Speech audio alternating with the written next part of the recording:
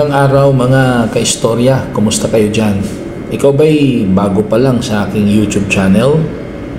Please don't forget to subscribe on my YouTube channel.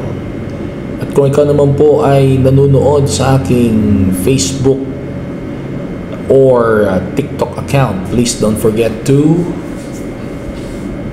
follow and please help me grow my subscribers by sharing this to your friends, and please write your comments below and pindutin ang like, mga kaistorya. Kung gusto mong mag-express ng tuwa at saya sa pinag-usapan natin ngayon o papag-usapan natin ngayon, you can click that icon shown on screen, mga kaistorya. Ayan o. Yun. Thanks. Pag-click nyo dyan, lalabas itong mga icon na ito. Nasa lower side yan. Lower right side ng ating video. And you may also click the super thanks, mga kaistorya. Kung ikaw naman po ay naghahanap, mga kaistorya, ng mga magaganda, fashionable, classy, trendy, and affordable dress, blouses, trousers, bags, shoes, apparels for women, you can visit the Facebook account of my wife. Nandyan sa screen, Glynis May Arsua, mga kaistorya. You can send your order through Messenger, at kung ikaw ay nasa malayo, walang problema, pwede nating i-ship yan, mga kaistorya. Hindi kayo magsisisi sa mga magagandang apparel ng Glynis May Arsua na Facebook account. Para tuloy-tuloy lang po ang ating kasiglahan, lakas, lalong-lalo na sa ating mga balitaktakan. Ito yung ating habit. I'll make this a habit, ang Genesis Organic Spirulina. Itong Genesis Organic Spirulina ay hindi synthetic drug. Ito ay blue-green algae. Ito ay isang plant. Wala itong side effects.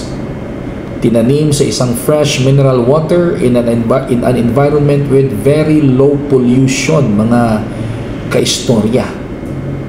Marami itong mga nutritional contents na kailangan ng ating katawan. Ito ay mabibili online sa mga Mercury Drug Stores and pharmacies nationwide. You can also visit their website, nasa screen, mga kaistorya, or you can communicate with them with these numbers nasa screen din, mga kaistorya. Kaya bago tayo magsimula sa ating balitaktakan, ay banatan muna natin ang Genesis Organic Spirulina. Ito yung mga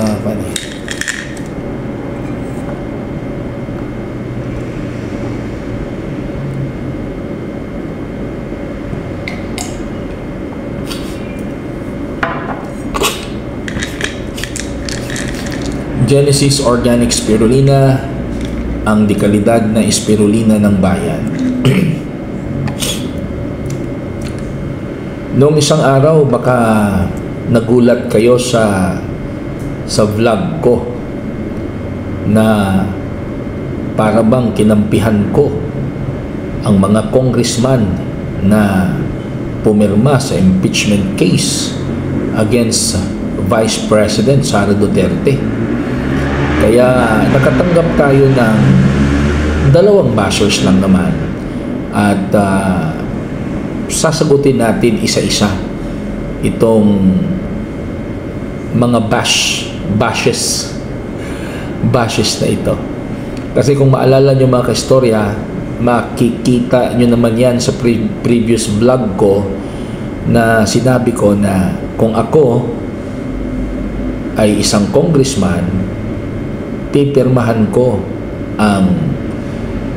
ang impeachment case ni Vice President Sara Duterte. So ito yung mga lumabas na mga bash na sasagutin natin, mga kaistorya. Kasi baka yung mga subscribers natin dyan ay medyo nalungkot sa ating content. Bakit tayo pipirma sa impeachment case ni Vice President Sara Duterte? Maaaring meron tayong mga subscribers dyan na mga pro Duterte ay medyo nasaktan kayo sa ating content, kasi pipirma ako Isipin mo yan, pipirma ako sa impeachment case, pipirmahan natin ang impeachment case ni Vice President Sara Duterte.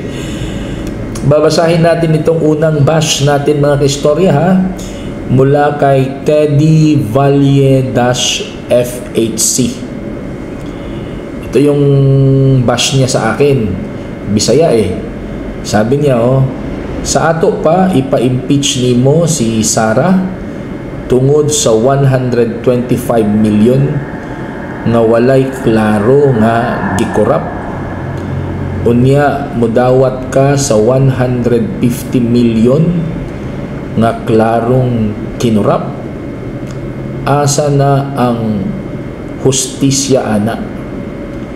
Og mauna imong baruganan dili mi mobutar nimo. Kurap banday ka og mahimo kang congressman, di ba? Ayun. Sabi niya, Tagalogin natin para maunawaan ng mga Tagalog subscribers natin.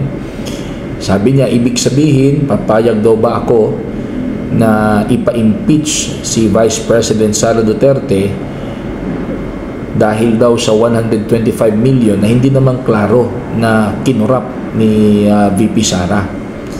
Tapos, bakit daw tatanggapin ko yung 150 million na klaro daw na mula sa korupsyon, yung 150 million.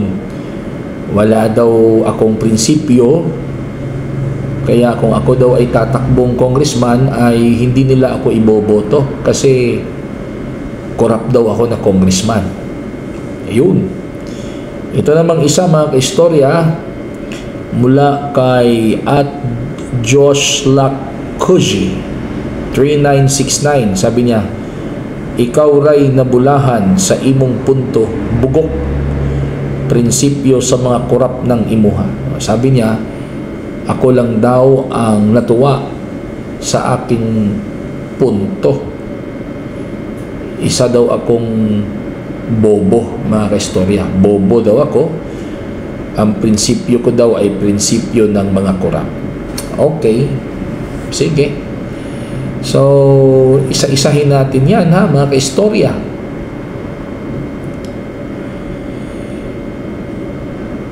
Yung 125 million ni Vice President Sara Duterte na confidential fund na sinasabi niyo, ang totoo niyan, wala pang findings ang COA.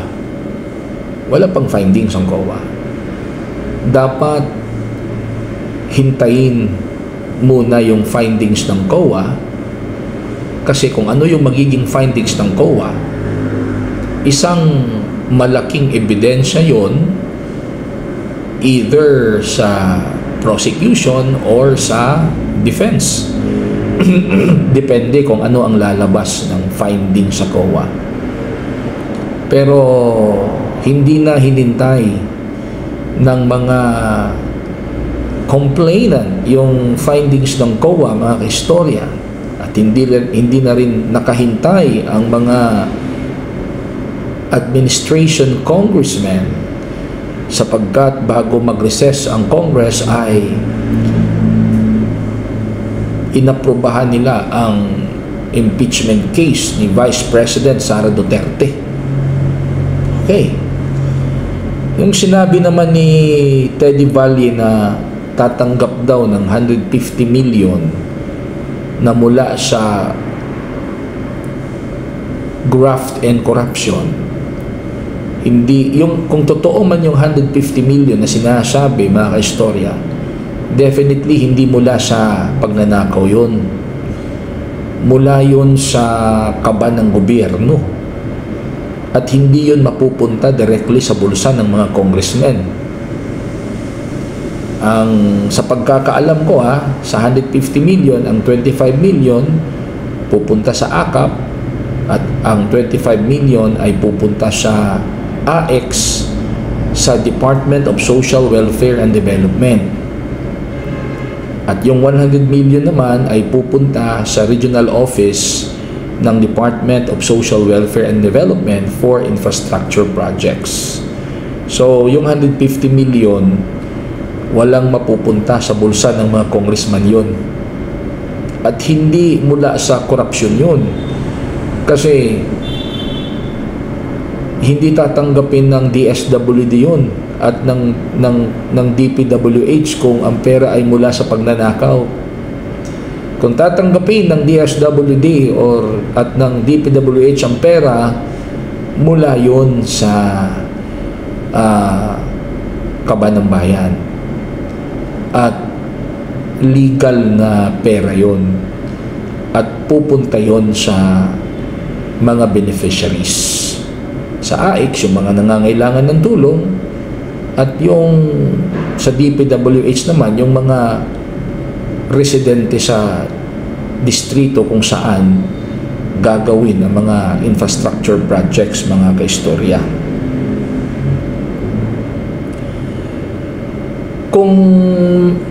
Kung basahin mo niyo uli yung title ng aking previous vlog, mga kaistorya, ay basahin niyo uli. Nandyan sa screen, sige. Anong nakalagay dyan? I-review ko nga para hindi ako magkamali. Baka magkamali ako I-review natin mga kaistorya para hindi tayo magkamali mga kaistorya. Ayun. Ayan.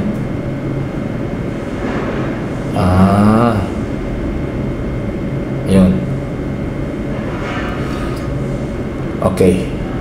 Ang pamagat ng aking previous vlog, mga kaistorya, kung ako si Congressman, pipirma ako sa impeachment ni Vice President Sara Duterte. Ano yung title? Kung ako si Congressman, pipirma ako sa impeachment case ni Vice President Duterte. Ang tanong, mga istorya, congressman ba ako? Hindi man ako congressman. So, hindi ako pipirma sa impeachment case ni Vice President Sara Duterte kasi hindi ako congressman.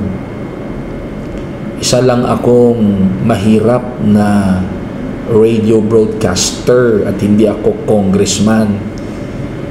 Ano yung nakalagay doon sa pamagat ng vlog ko? Kung ako si congressman, pipirma ako. Yung palang sablay na kasi hindi ako congressman So definitely, hindi ako pipirma sa impeachment case ni Vice President Sara Duterte. Kung ako si congressman. Nung sinabi kong kung ako si congressman, mga kaistorya, I'm putting myself in the shoes of the congressman na under sa administrasyon ni President Bongbong Marcos at ni House Speaker Martin Romualdez. I'm putting myself in their shoes. Kumbaga, hindi ako yun. Hindi ko personal na prinsipyo yun. Prinsipyo ng congressman yun under sa administrasyon ni PBBM at ni House Speaker Romualdez. So, ang sabi ko doon sa vlog ko, kung ako si congressman, pipirma ako. Bakit ako pipirma kung ako si congressman? Kasi noon pa, bago pa nag-away si Vice President Sara Duterte, President Bongbong Marcos, at si Vice President Sara Duterte at si Congressman Romualdez, magkaibigan yang tatlo. Magkasama yan sa unit team. Sino bang mag-aakala na mag-aaway sila? Kaya, akong congressman na under ng partido nila, so noon pa man, nung nanalo sila after election, marami ng mga proyekto, mga programa ang tinanggap ng aking distrito kasi nasa umbrella ako ng administrasyon. At kahit na mag-trace back tayo sa political history ng Pilipinas, ganun talaga ang kalakaran, mga kaistorya. Totoo, yun ang sinasabing hard reality, yun ang sinasabing masakit na realidad, mga kaistorya, na kapag ka papasok ka sa politika, kalimutan mo na ang personal prinsipyo mo. Kalimutan mo na. Kapag ka papasok ka sa politika, ang prinsipyo ng partido at ng kaalyansa mo ang masusunod, hindi ikaw. Maraming sumubok na mga independent candidate kasi gusto nila na ang kanilang susundin ay ang kanilang personal principle. Wala ding nangyari. Bakit? Bihira lang kasi sa isang independent candidate na nananalo sa eleksyon, lalong-lalo na kung national in scope, lalong-lalo na kung national election. Kasi aminin na natin, pagdating sa eleksyon, kailangan mo ng maraming pera at kailangan mo ng maraming makinarya. Mangyayari lamang yan kung ikaw ay pasasakop sa isang partido. So, kung ako si congressman na noon pa ay nasa partido na ni PBBM at ni Congressman Romualdez, bakit ako hindi pipirma? Kapartido ko sila. At yun ang gusto ng partido ko.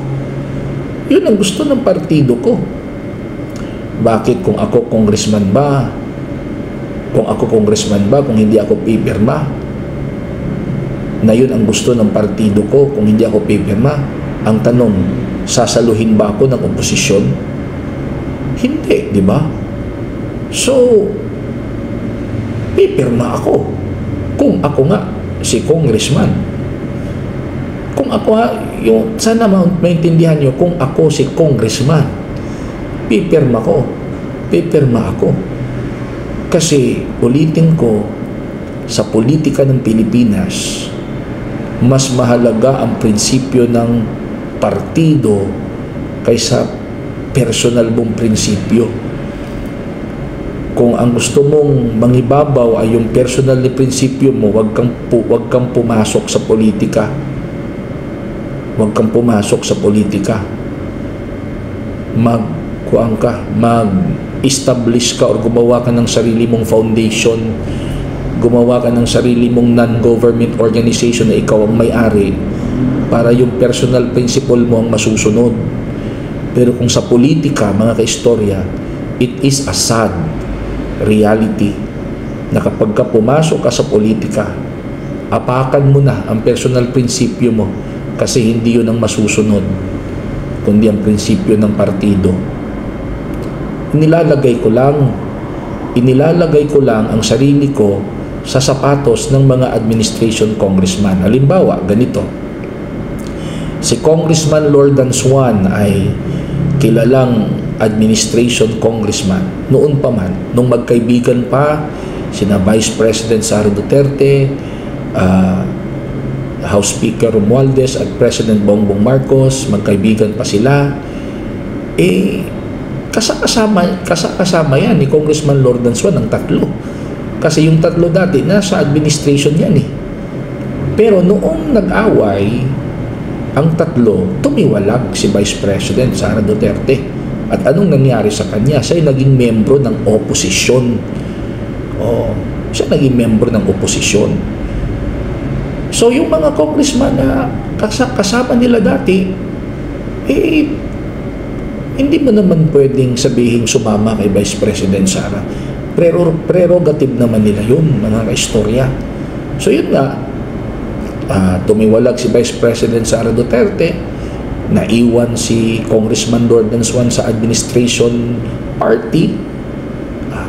Anong gagawin niya? Anong gagawin niya? Hindi sumunod sa prinsipyo ng partido. Otherwise, kung hindi siya sumunod sa prinsipyo ng partido, mawawalan siya ng proyekto, mawawalan siya ng programa, hindi napapansinin yung mga ipapasa niyang bill, at hindi rin sigurado na tatanggapin siya ng oposisyon. Yung mga nambabash sa mga pumirma sa impeachment ni Vice President Sara Duterte, ang tanong ko, kung hindi sila pipirma dahil sa inyo, kaya mo bang ipanalo sila? Kaya mo bang ipanalo sila kahit wala na silang partido? Yun ang tanong ko. Kaya mo bang ipanalo sila kahit wala na silang partido? Mahirap yun.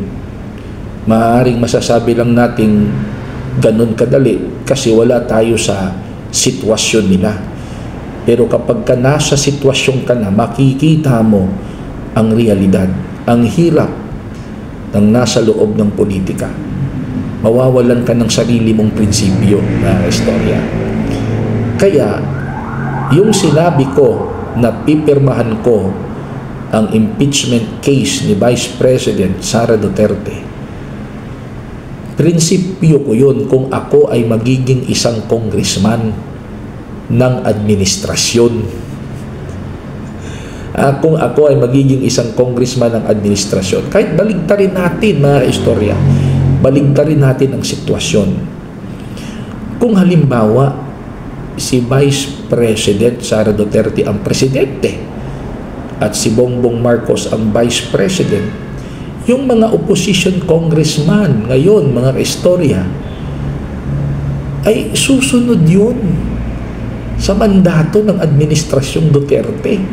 Pipirma din sila sa impeachment case ni Vice President Bongbong Marcos kung nagkabaligtad ang sitwasyon. Kasi ganun talaga ang kalakaran ng politika sa Pilipinas, mga kaistorya. Kaya, mga kaistorya, relax lang kayo. Kasi prinsipyo ko yun, kung ako, nakita nyo yung premise, kung ako ay isang congressman. Hindi ako congressman eh. Ano ka? Isang hamak lang po na radio broadcaster. Isang hamak lang po na Filipino citizen. Ngayon, kung tatanungin nyo, ay anong prinsipyo mo ukol sa impeachment case ni Vice President Sara Duterte? Gusto nyong malaman kung ano ang prinsipyo ko tungkol sa impeachment case ni Vice President Sara Duterte? Hindi na ako congressman, ha? Ako bilang mamamahayag, bilang media, bilang radio broadcaster, ano prinsipyo ko? Abangan sa susunod na vlog, mga istorya. Abangan nyo. Ano bang masasabi nyo sa mga pinag-usapan natin ngayon? Please write your comments below, mga kaistorya.